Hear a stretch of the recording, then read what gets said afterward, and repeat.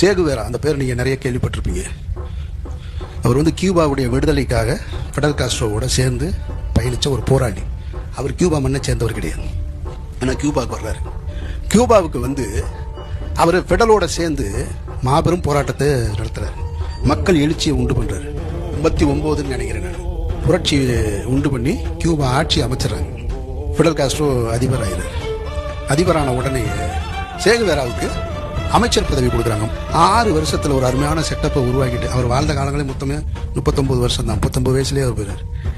அங்கேருந்து யோசிக்கிறாரு, நம்ம ஒரு இடத்துல தங்கிட்டோமோ, இது கிடையாது நம்மளுடைய இலக்குன்னு சொல்லிட்டு அடுத்து நான் ஒரு சிறிய படையை கூட்டிக்கிட்டு ஃபிடல் காஸ்ட்ரோட்ட சொல்லாமல் போகிறேன். இங்கே ஒரு கவுன்சிலர் கூட போக மாட்டான்.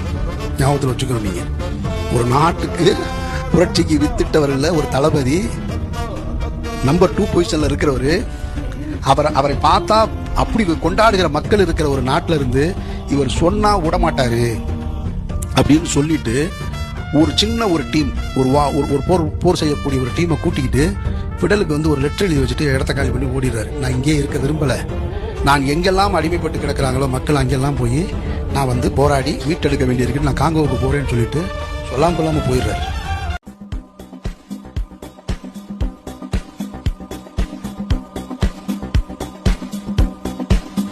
Esa proclama es patria o muerte. No te dura, te llama, Galaveri vazia da точно.